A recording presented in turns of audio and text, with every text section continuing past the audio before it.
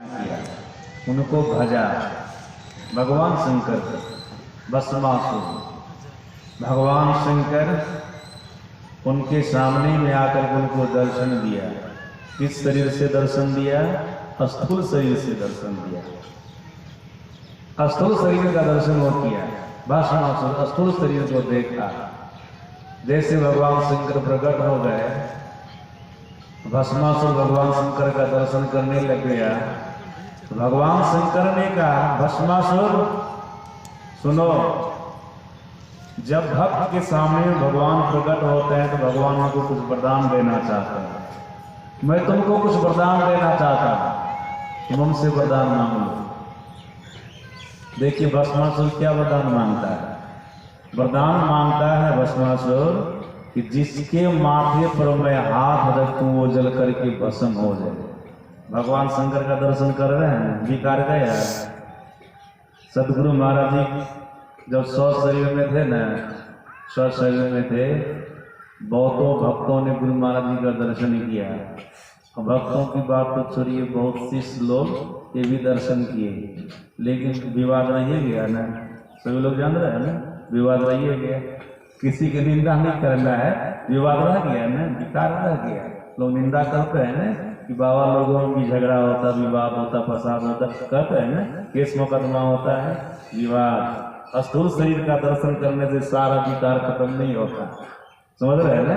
अगर इसी शरीर के दर्शन से विकार का नाश हो जाता तो गुरु महाराज जी कहते हैं ना, अब तो हमारा दर्शन हो ही गया है, मानस जप करने की भी जरूरत नहीं है, मानस ध्यान भी करने की जरूरत नहीं है। मानस जप तो इसलिए किया जाता है कि इष्ट सामने में आकर के प्रकट हो जाए। हम तो है ही हैं सामने में, सबके इष्ट। अब न तो मानस जप करने की जरूरत है, न मानस ध्यान करने की जरूरत है। गुरु महाराज ऐसा कहते थे ना, ये सब करने की जरूरत नहीं है, आगे कोई चीज नहीं है। अब हमारे आत्मस्वरूप की प्राप्ति के लिए आप लोग साधन कीजिए। जो बिंदु ध्यान है, नाद ध्यान है, उसको कीजिए। बस इधर ये सब करने की जरूरत नहीं है। लेकिन अपने भक्तों को बता देते, अपने शिष्यों को बता देते, ये सब करो, ये सब करो। तो सत्य ना, स्थूल शरीर का केवल दर्शन हो जाए, उससे विकार का नाश नहीं होता है। ये देखिए भस्मासुर कैसा वरदान मांगता है। भगवान शंकर का दर्शन किया, क्या वरदान मांगता है? जिसके माथे पर मैं हाथ रखूं जल करके भस्म हो जाए, उनकी सारी संपत्ति हमारी हो जाए, उनकी सारी चीजें हमारी चीज हो जाए।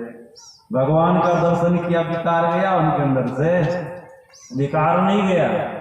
अब भगवान शंकर भी शिव डरदानी भोलेनाथ ने कह दिया तथास्तु, ऐसा ही होगा। जाओ, जिसके माथे पर तू हाथ रखेगा उजल करके भस्म होगा, उनकी सारी चीज तुम्हारी हो जाएगी। वरदान दे दिया। वरदान दे करके भस्मासुर वहां से निकला। रास्ते में नारद जी मिल गए। नारद जी ने कहा, भस्मासुर कहाँ गया था? तो भगवान शंकर का भजन करने के लिए गया था। कहा भगवान शंकर का दर्शन हुआ? कहा हो गया। सज्जन याद रखिएगा, स्थूल शरीर का दर्शन हुआ है, आत्मस्वरूप का दर्शन नहीं हुआ।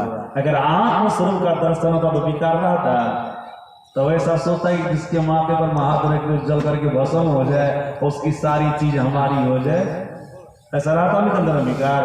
आत्मस्वरूप के दर्शन होने पर जीव के अंदर में किसी प्रकार का विकार नहीं रहता है। ये शरीर का दर्शन किया है, वरदान पाया है भगवान शंकर से, तब भी इनके अंदर में विकार रह ही गया है। स्थूल शरीर का दर्शन करने पर साधक के अंदर में, भक्त के अंदर में विकार रह ही जाता है। जिस हृदय में विकार है, क्या वो विकारी हृदय वाला सुखी हो सकता है? वो कभी भी सुख को प्राप्त नहीं कर सकता है। उनके जीवन में तो दुख आता ही रहता है, उनके जीवन में संकट आता ही रहता है, उनके जीवन में विपत्ति आती ही रहती है। जब नारद जी ने पूछा तो भस्मासुर ने कहा, मैं भगवान शंकर की उपासना किया, उनका दर्शन हुआ, उनसे मुझे वरदान भी प्राप्त हुआ। नारद जी ने कहा, कौन सा वरदान प्राप्त हुआ? यही वरदान प्राप्त हुआ कि जिसके माथे पर मैं हाथ रखूंगा वो जल करके भस्म हो जाएगा, उसका सब कुछ हमारा हो जाएगा।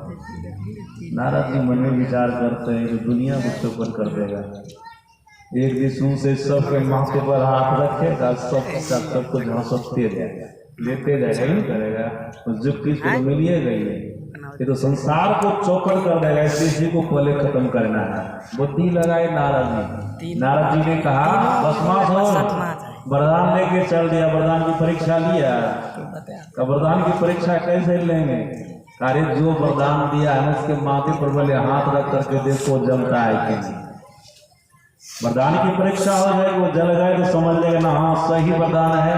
और सुनो एक बात बता देते हैं, अगर भगवान शंकर जल जाएंगे ना, वही ने तुमको वरदान दिया है, वो जल जाएंगे। तुमको पता है ना उनकी पत्नी पार्वती कितनी सुंदरी है, वो तुम्हारी पत्नी हो जाएगी। और एक विशेष बात, कैलाश पर्वत कितना रमणीक पर्वत है, बढ़िया पर्वत है ना, वो तुम्हारे अधीन में हो जाएगा। अभी तो भगवान शंकर कैलाश पर्वत के सुख को भोग रहे, वहां पर विराज करेंगे, उसके बाद तुम ही विराजेगा। तुम्हारी पत्नी हो जाएगी पार्वती, अर्धांगिनी हो जाएगी पर पार्वती, बड़ा आनंद होगा। भस्मासुर राक्षस वाली बुद्धि, राक्षस है, राक्षस वाली बुद्धि का रस ये बोल रहे नारद जी।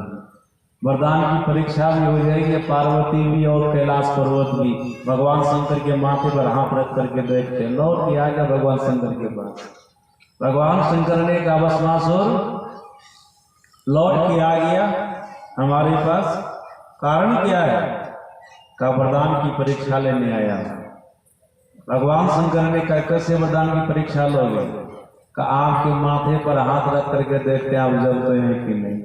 अरे हमी से सामर्थ्य पाया, हमी से शक्ति पाया, हमी को जलाना चाहता है। सज्जन दुष्ट का सह स्वभाव ही होता है, जिससे शक्ति पाता है, सामर्थ्य पाता है ना, फिर उसी को नष्ट करना चाहता है, उसी को मारना चाहता है, उसी को खत्म करना चाहता है। ये तो समाज में दुष्ट होता ही है। चलो इससे हम बने हैं, ये जब तक जिंदा रहेगा न उलाना देता रहेगा कि हमारे द्वारा ये बना है, इसको खत्म कर देते हैं। उलाना देने वाला को नहीं रहेगा, उलाना को देने वाला नहीं रहेगा। ये तो दुष्ट का सहज स्वभाव होता है। सत्य ना भगवान शंकर ने कहा भस्मासुर तू हमसे शक्ति पाया, हमसे सामर्थ्य पाया, फिर हम ही को जलाना चाह रहा है। का परीक्षा ले रहे हैं ना, अब जलते हैं कि नहीं जलते देखते। आप वरदान सही दिए कि गलत दिए हैं, इसकी परीक्षा हो जाएगी। सज्जनों भगवान शंकर वहां से भागे। सदगुरु महाराज जी अपने प्रवचन में बोले, मैं कैसेट में सुना और प्रवचन में भी पढ़ा हूँ, जो पुस्तक में प्रवचन है कैसेट में सुना। ये प्रसंग कहते कहते भगवान सदगुरु महाराज जी बहुत जोर से खिलखिला करके हंस लिए, इसलिए कि भस्मासुर हार रहा है और भगवान शंकर भाग रहे हैं पीछे पीछे। गुरु महाराज जी ने कहा देखो भगवान शंकर को भी जलने का डर है, भगवान शंकर को भी जलने का डर है। ये बात कह करके गुरु महाराज हंसने लगे। इसका मतलब जलने वाला शरीर था तब न जलने का डर है। जलने वाला शरीर का दर्शन किया था भस्मासुर, शरीर का दर्शन किया था। आज देख लीजिए, जिससे सामर्थ पाया, शक्ति पाया, उसी को नष्ट करने के लिए चाह रहा है। सज्जन याद रखिएगा, शास्त्रकारों ने, महापुरुषों ने कहा अगर कोई किसी के लिए अनिष्ट सोचता है ना, उनका अनिष्ट हो जाए, उनका नाश हो जाए, तो विधाता उनको भी बसने नहीं देता है, उनको भी नाश कर देता है, उनको भी चौपट कर देता है, उसको भी कहीं कराने नहीं देता है। देख लीजिए क्या होता है। भगवान शंकर तो भागते जा रहे हैं, भगवान विष्णु देखते हैं भस्मासुर के चक्कर में फंस गए हैं। शंकर अपने मकड़ा के जाल तर अपने वरदान में फंस गए हैं। जैसे मकड़ा अपने मुंह से जाला फैलाता है और फिर उसी जाला में जाकर के फंस जाता है, उसी प्रकार से अपने से वरदान दे करके अपने वरदान में फंस गए, परेशान हो रहे हैं। तब भगवान विष्णु पार्वती का रूप बना करके भस्मासुर के सामने प्रकट हो गए। भस्मासुर को कहते हैं भगवान विष्णु पार्वती के शरीर में, भस्मासुर तू हमको प्राप्त करना चाहता है। ये तो पार्वती के रूप में, इसलिए बोले हमको प्राप्त करना चाहता है। शंकर की अर्धांगिनी के रूप में आए भगवान विष्णु, तो हमको प्राप्त करना चाहता है। इसके लिए तुमको शंकर को जलाने की जरूरत नहीं होगी, शंकर को जलाने की जरूरत नहीं। तब तुम कैसे हमको प्राप्त हो जाएगी। कितनी सुंदरी थी न वो पार्वती वाला रूप भगवान विष्णु का, इतना सुंदर था। देख करके भस्मासुर को दिमाग चकरा गया। भगवान शंकर को नष्ट भी करना है, तुरंत भूल गया। विष्णु मुनि कर होता तुरंत भूल गया। भस्मासुर का था हम तो तुमको प्राप्त करना चाहते हैं। शंकर गए जन्म मुझसे कुछ लेना देना नहीं है। भगवान विष्णु जो पार्वती के रूप में थे न, बोले हमको प्राप्त करने के लिए तुमको नाच करके दिखाना होगा, नाच करके दिखाना होगा। भस्मासुर का तो हमको नाचने नहीं आता, नाचने नहीं आता है। भगवान विष्णु जो पार्वती के शरीर में थे न, बोले हम नाच करके दिखला देते हैं, इसी तरह से तुमको नाचना है, इसी तरह से तुमको नाचना है। तो नाच करके दिखाए, कैसे दिखाए? एक हाथ तो डाढ़ा पर लिए, दूसरा हाथ कपार पर लिए, माथा पर लिए, सर पर लिए। सज्जना याद रखिएगा, भगवान विष्णु तो इस तरह से नाच करके दिखला दिए। अब भस्मासुर को बोले नाचो जिस तरह से हम नाचे हैं। तो भस्मासुर भी एक हाथ कमर पर लेता है और दूसरा हाथ माथा पर लेता है। तो क्या होता है? जल करके खत्म। कहा ना, जिसके माथे पर तुम हाथ रखोगे तो जल करके भस्म हो जाएगा।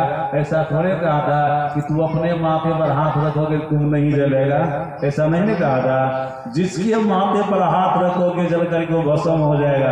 तो भस्मासुर जैसे अपने माथे पर हाथ रखा ना, जल करके भस्म हो गया, जल करके भस्म हो गया।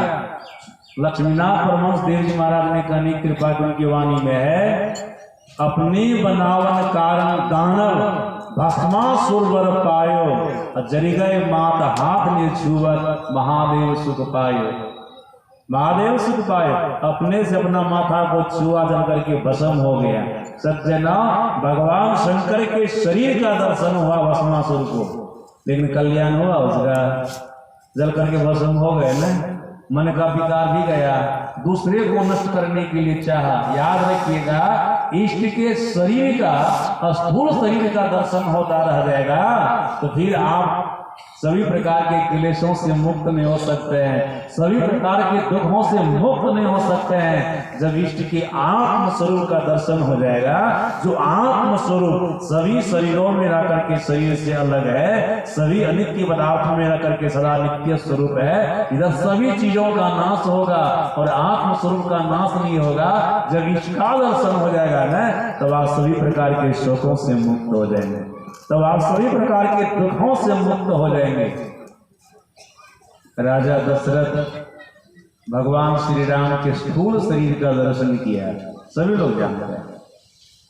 भगवान श्री राम राजा दशरथ के पुत्र बन करके आए, भगवान है, भगवान के शरीर का दर्शन किया। राजा दशरथ को वृद्धावस्था तक कोई संतान नहीं हुई थी, सज्जन और विविध संतान हुई है।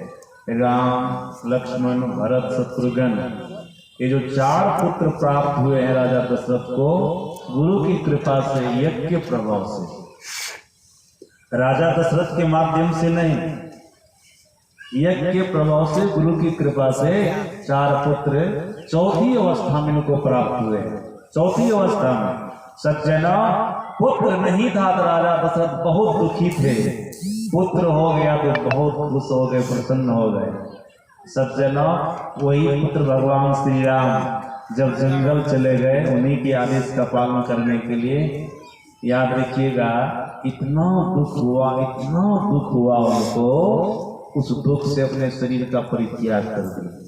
पुत्र नहीं था तो इतना दुख नहीं हुआ था, पुत्र भगवान आए, पुत्र बन करके भगवान का दर्शन हुआ, राम का दर्शन हुआ।